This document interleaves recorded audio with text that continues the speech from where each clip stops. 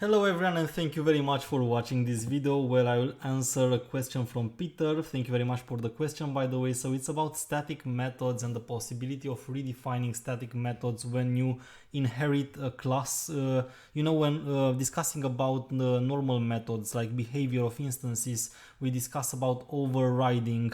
But when having static methods, they are not part of an instance, so we don't consider it like overriding, but you can still do a redefinition by simply defining the same method in the class that inherits the first. And Java somehow knows how to refer to a method, to a static method, when two classes extend one each other, when you actually redefine it, then you will have to call the method from the class where you have defined the method itself. So usually in a real world scenario you don't do that because it might become confusing, but in case of OCP 11 exam or generally certification exams, you get all these questions with all these details that are not necessarily relevant for real world scenarios, but you still get them and you have to know how to answer them. So let's take a look on a practical example to clarify the way you call these methods and to clarify this redefinition of the static methods. I have created here a project. I'm using version 14, but that's not really relevant.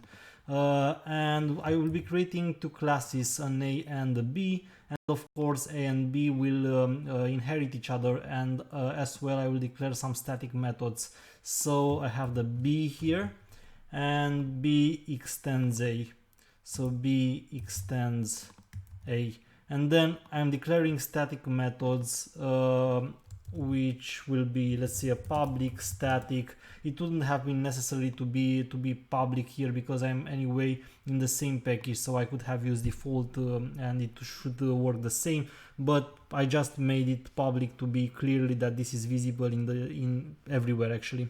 And I have this method, let's call it M. It's only printing out in the console A, so that we see this is the method coming from class A. And then I will copy paste the same method, but I will make it return actually print out in the console B in class B. So this is a method, the static method redefinition.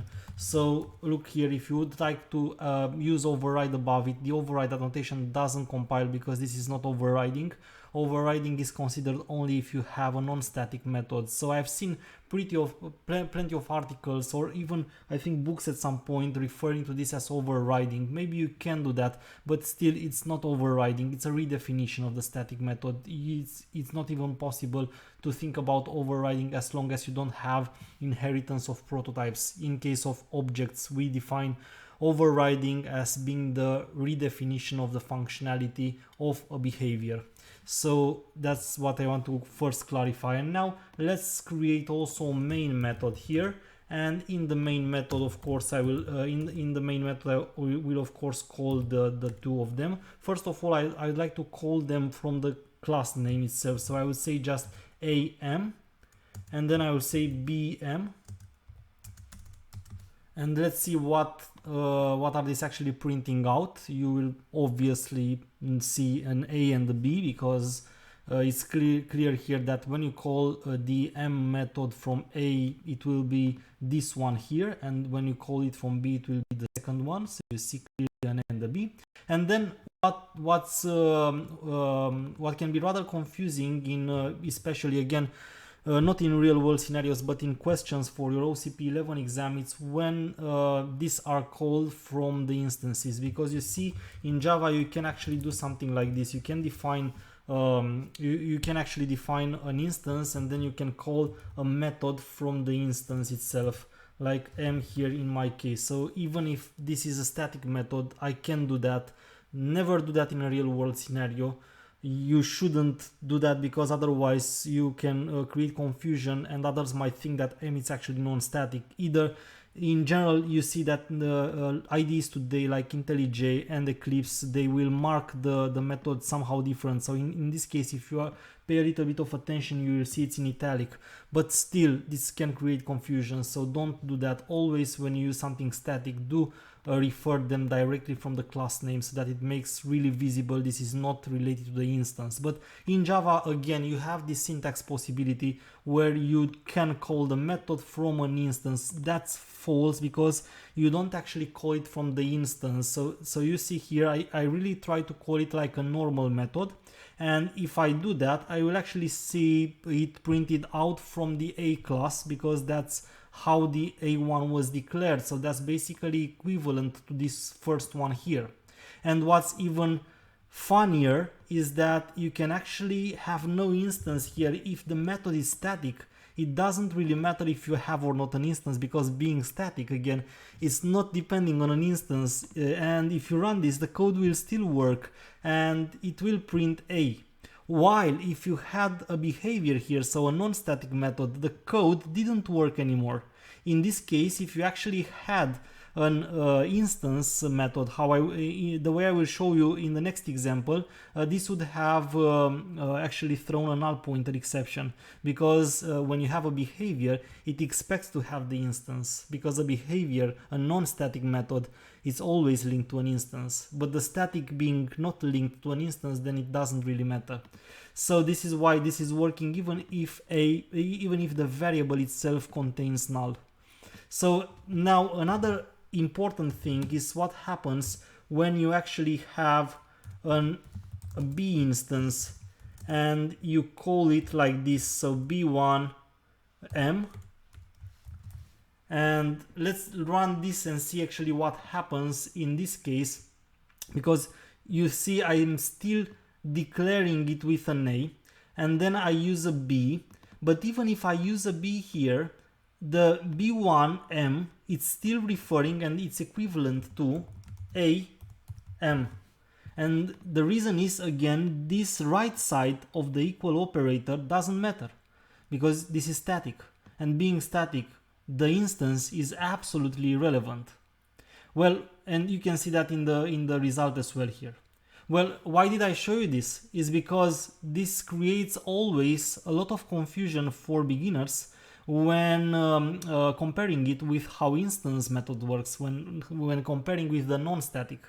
Because as you will see in the next example I will write, when I will do this with instances and with non-static methods, in this case you will actually see that it isn't the method from A called, but the method from B. Because when we work with instances, it's the instance, the one it's relevant, not the class itself. So assume now I change here and instead of M, I use a similar method. I will call it differently, of course, let's call it a Q, and it's non-static. And it does precisely the same thing. It prints out A in the console. And then I copy this method in B, and this, of course, now it prints out B, and I want to mark explicitly here so that you see clearly this is an overriding, and the override annotation clearly works here and it doesn't have a compilation error anymore. But again, going back to my example, I will do the precisely same thing, the two examples or three examples using now non-static methods, and you will see a very big difference. First of all, let's try this one. So what does it happen if I have an A2 that is null and I try to call Q which is actually non-static? In this case, the line 16 here will throw what we call a null pointer exception. Null pointer exception. Because now Q is something that is relevant to the right side of the equal operator, the instance, and you don't have an instance. So you can't call this method because you don't have the instance. And in Java, this is something that is represented by this exception thrown at runtime, which is called null pointer exception. Always when trying to refer to an attribute or behavior from something that's null, you will get a null pointer exception. You didn't see this here because M was static, and it was being static irrelevant to the instance, but relevant to the left side. But when it's non-static, it's relevant to the right side, the instance, and it's irrelevant to the right side. So if I run this example now, line 16 will throw a null pointer exception. And you see it here, null pointer exception, line 16. Let's comment this out now. and go to the second example of our comparison between static and non-static. So you see here I have also this situation. Well, I think I first had the situation in which A was on the left and on the right. So you have something like this, but I have A on both sides, and then I call from B2 this non-static method. So because A is on the right side, we don't even care what's on the left side now. Remember, when we discussed static, we only looked on the left side, on the type, because the type was actually replacing the variable here. Because of the type here, this syntax is actually equivalent to this one. Because M being static is the type that matters, not the instance. But when you are going to call something that is non-static, then it's the other way around. On the right side is what is important. It's the instance that's important. So here, in my case, calling a queue, I will see printed out in the console an A, because an A is what I have on the right side. So I do run again my application, and you will see in the console another A at the end that represents the result of calling the queue, is this one here. But if I would have actually only changed the right side with a B3, I still call queue, but I do use a B instance, and I store the reference of the B instance inside my A. So you see, this is pretty much the same as I've done here. Here I had an A on the left side and the B on the right side. The fact that I can store the reference of B inside an A is because of what we call a polymorphism, that says that any instance reference can be referred from any of its supertypes. It can take multiple forms, so that's polymorphism. But because I've called the static method here, the left side was important, and that was equivalent to calling the M from A. So that's why when we've run this, what you saw in the console was an A. But now what you will see in the console is not an A anymore, but a B. Because calling it and being non-static, when it's non-static, the right side is relevant. So now calling this queue from B3, even though B3 is declared with an A, because what's on the right side is a B, what you see is that queue from B will be called. So you see the very big difference between the static, where the left side was important and you have seen in the console an A.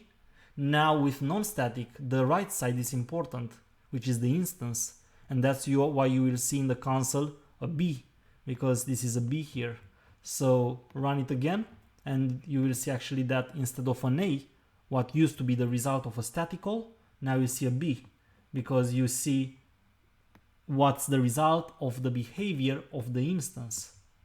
Non-static being behavior of the instance. So to resume everything, always when you think about something static, it's irrelevant to the instance and relevant only to the type that declares it. When you have something non-static, it's always relevant to the instance. There always need to be an instance there to be able to call it, and that's how you can refer to it. Now, in terms of having the methods, static methods redeclared, that's basically nothing wrong with it in technical purposes. You can redefine methods and be very careful from where you call them then, but do avoid this in real world scenarios, and this will actually be useful for you only if you attend an exam for certification. If you do that, then be very attentive to where the method is called from. When it's static, it's from the type. When it's non-static, it's from the instance. So I hope this clarifies your question. Thank you very much again for the question, and have a great time for study.